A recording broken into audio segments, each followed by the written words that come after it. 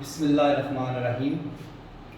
Parts of speech के आखिरी हिस्से में आज हम दाखिल हो चुके हैं। आज हमने मुकम्मल करने आखिरी 3 रह गए थे। इनमें सबसे पहले है preposition. Preposition it shows relationship of a noun और प्रोनाउन, ब्रैकेट में कि नाउन से ही प्रोनाउन का ताल्लुक है। नाउन का रिलेशनशिप ये दिखाता है किसके साथ, to other words of sentence. जो सेंटेंस है उसके जो दूसरे अल्फाज हैं उनके साथ इसका रिलेशनशिप। और ये जो प्रीपोजिशन आप देख रहे हैं इंग्लिश में ये बहुत इंपॉर्टेंट है, इस पर तवज्जो अमूमन कम दी जाती है। अमूमन हम भी जो कोर्स में शामिल हैं पार्ट्स ऑफ स्पीच, तो पूरे साल में प्रीपोजिशन तक भी अमूमन पहुंचते नहीं हैं और वो पहले ही साल मुकम्मल हो जाता है।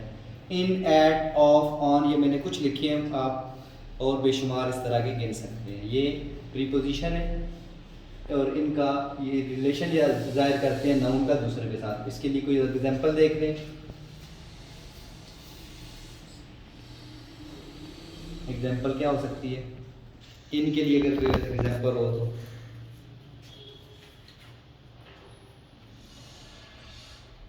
ही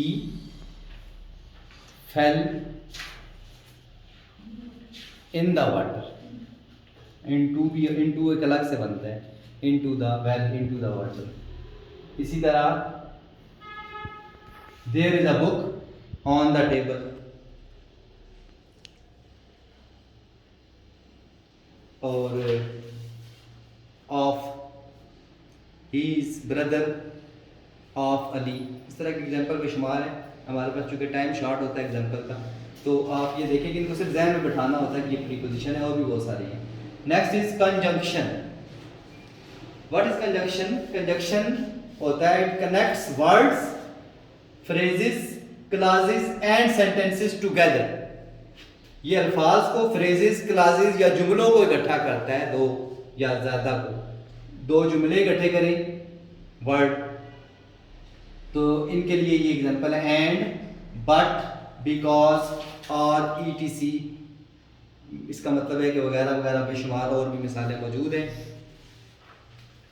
He and I are going to college।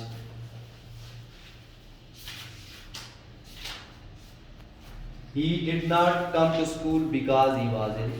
He did not come to school एक जुमला है, because he was ill ये दूसरा जुमला है। ये देखिए सेंटेंसेस को भी मिलाता है। एक पूरा जुमला खत्म हो गया, because साथ आया, अगला जुमला हो गया, दो जुमले मिल गए।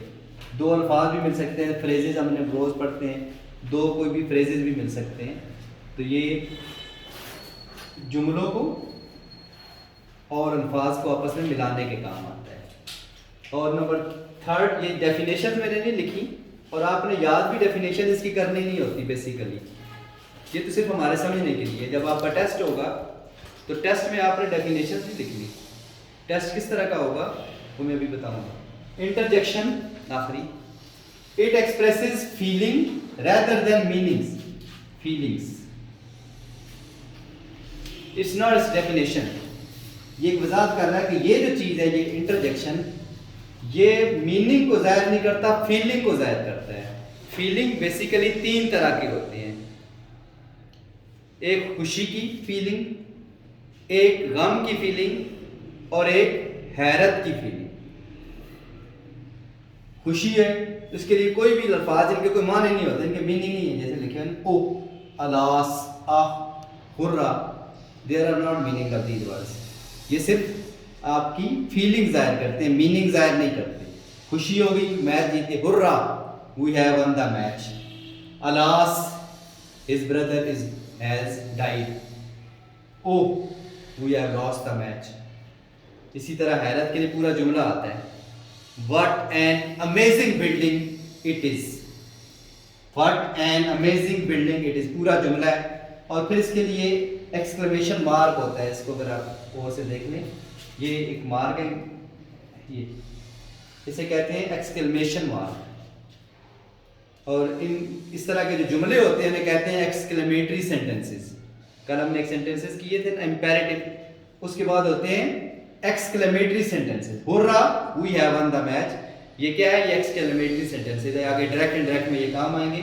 अभी हम सिर्फ ये वर्ड देख रहे हैं, तो इनके साथ ये निशान रहता है, इसे एक्सक्लेमेशन मार्क कहते हैं, इनके साथ ज़रूरी है ये, जो कि आपकी जज्बात का इजहार करने के लिए ये मार्क साथ लगाया जाता है। तो ये जो इंटरजेक्शन है ये थोड़े से हैं, बस इतने 2-4 और होंगे, ख़त्म हो जाते। कुछ हैं जैसे मैंने कहा था प्रोनाउन ख़त्म हो जाते, इसी तरह इंटरजेक्शन भी इतने ही ख़त्म हो जाते हैं।